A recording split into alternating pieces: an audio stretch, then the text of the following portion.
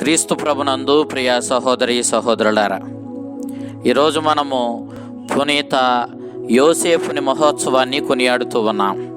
దేవుని రక్షణ ప్రణాళికలో మానవాళిని రక్షించడానికి దేవుడు చిత్తగించుకున్నప్పుడు దేవుని ఊహల్లో యోసేపుని స్థానాన్ని మనం చూడవచ్చు.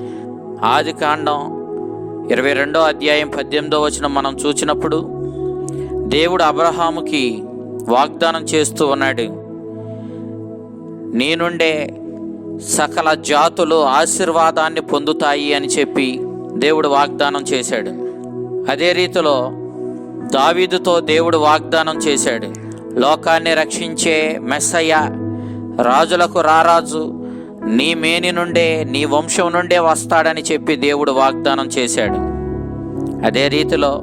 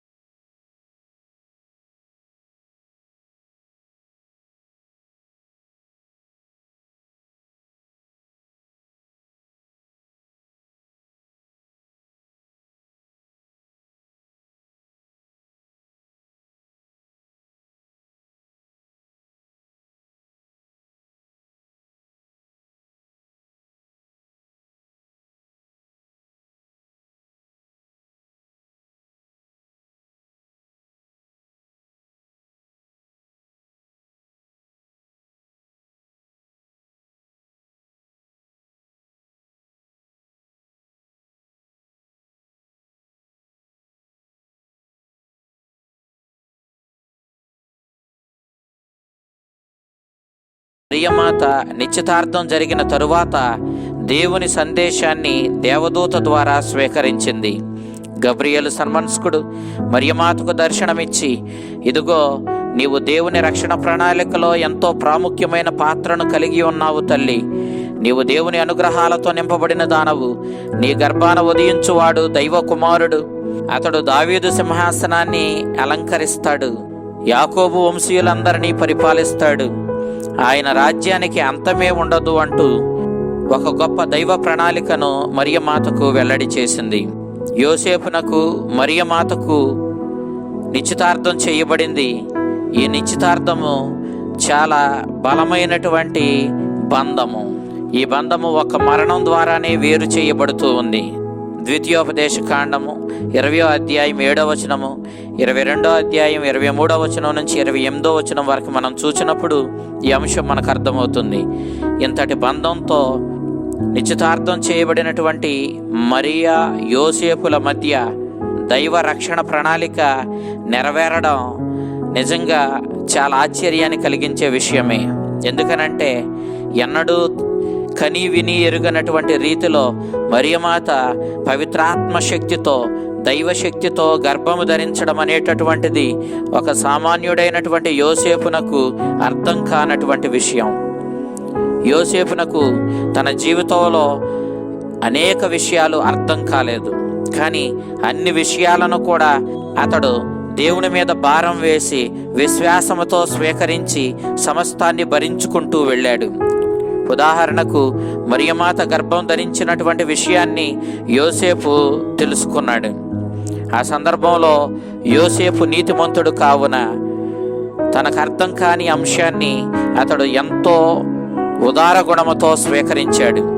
అందుకే మరియమాతకు బహిరంగంగా ప్రజల మధ్య ఎలాంటి అవమానమో కలగకుండా చూసుకోవాలని, రహస్యంగా ఆమెకు దూరంగా ఉంటూ ఆమె ఆత్మగౌరవాన్ని కాపాడాలని, ఆమెతోనే ఉంటూ ప్రజల మధ్య ఆమెకు భర్తగా అతడు నడుచుకోవాలని నిర్ణయించుకోవడం అతని నిర్మలమైన మనస్సును, అతని యొక్క ఎదుటివారిని ప్రేమతో గౌరవంతో ఆదరించేటటువంటి తత్వాన్ని వెల్లడి చేస్తూ ఉంది. ఎప్పుడైతే యోసేపు కలలో దేవుని దూత దైవ ప్రణాళికను వెల్లడి చేసిందో, మరియ గర్భం ధరించడం దైవ చిత్తమని గ్రహించేలా చేసిందో, వెంటనే యోసేపు మరియమాతను స్వీకరించాడు. కలలో కనిపించి సందేశాలు అందించడం అనేటటువంటిది పూర్వ నిబంధనలో మనం చాలా సందర్భాల్లో చూస్తాం. ఉదాహరణకు ఆదికాండము 20వ అధ్యాయం 3వ వచనము, 31వ అధ్యాయం 10వ వచనము, 11వ వచనము, అదేవిధంగా సంఖ్యాకాండము 12వ అధ్యాయం 6వ వచనము. ఈ అంశాలు మనం చూసినప్పుడు దేవుడు తన ప్రణాళికలను కలలో వివరించడం అనేటటువంటి అంశాన్ని మనం చూస్తాం. అదే రీతిలో యోసేపు దైవ ప్రణాళికను కలలో తెలుసుకొని ఆ ప్రణాళికకు తనను తాను పూర్తిగా అర్పించుకొని మరియమాతను స్వీకరించాడు. యోసేపు దావీదు వంశస్థుడని మత్తయి సువార్తకారుడు తెలియపరచడమే కాదు, స్వయంగా స్వర్గం నుంచి దిగివచ్చిన ఆ దేవదూత కూడా యోసేపుని దావీదును కుమారునిగా అభివర్ణించి పిలవడం మనం చూస్తూ ఉన్నాం. దీనిని బట్టి అలనాడు దావీదునకు దేవుడు వాగ్దానం చేసినటువంటి ఆ మెస్సయ్య, దావీదు వంశం నుంచి జన్మించేటటువంటి ఆ వాగ్దానం అక్షరాల ఈనాడు మరియా యోసేపుల ద్వారా అక్షరాల నెరవేరిందని మనం గ్రహిస్తూ ఉన్నాం. నీవు భయపడవద్దు అని ఆ దూత చెప్పింది. సాధారణంగా దైవ ప్రణాళికకు ఎవరినైనా సంసిద్ధపరిచేటప్పుడు దేవుడు వారిని భయపడవద్దని చెప్పడం అనే అంశాన్ని మనం ఆదికాండం 15వ అధ్యాయం 1వ వచనంలో, యెషయా గ్రంథం 35వ అధ్యాయం 4వ వచనంలో మనం చూస్తాం. ఈ రీతిగా దేవుడు తన రక్షణ ప్రణాళికను యోసేపు ద్వారా నెరవేర్చడాన్ని మనం చూస్తూ ఉన్నాం. యోసేపు యేసుక్రీస్తుని తన యొక్క కుమారునిగా స్వీకరించాలి. యేసుక్రీస్తునకు యోసేపు సాకుడు తండ్రిగా ఉంటూ తన కర్తవ్యాన్ని నెరవేర్చాలి. అటు మరియమాతకు యోసేపులకు సంరక్షకునిగా ఉంటూ దైవ చిత్తం ప్రకారం ఈ కుటుంబం ముందుకు సాగేలా ఈ పరిశుద్ధ కుటుంబాన్ని ముందుకు నడిపించవలసిన బాధ్యతను కలిగి ఉన్నాడు. ఈ బాధ్యతను యోసేపు అక్షరాల సక్రమంగా నెరవేర్చాడు. అందుకే ఆ బాలునికి యేసు అని పేరు పెట్టమని ఆ దేవదూత చెప్పింది. యోసేపు ఆ బాలునికి యేసు అని పేరు పెట్టాడు. యేసు అనగా రక్షణము అని అర్థము. మానవాళిని రక్షించే ఆ మెస్సయ్య, ఆ దైవ కుమారుడు ఈనాడు దావీదు వంశానికి చెందిన యోసేపునకు కుమారునిగా పెరిగి పెద్దవాడవడం అనేటటువంటిది ఇది దైవ చిత్తం. ఇంతటి భాగ్యం పూర్వ నిబంధనలో ఏ ఒక్కరికి కలగలేదనేది అక్షర సత్యం. పూర్వ నిబంధనలో ఎందరో గొప్ప భక్తిమంతులు, పితామహులు ఉన్నప్పటికీ ఒక యోసేపునకు మాత్రమే దేవునికి తండ్రిగా అయ్యేటటువంటి గొప్ప యోగ్యత, ఘనత దక్కింది. దేవునికి తండ్రిగా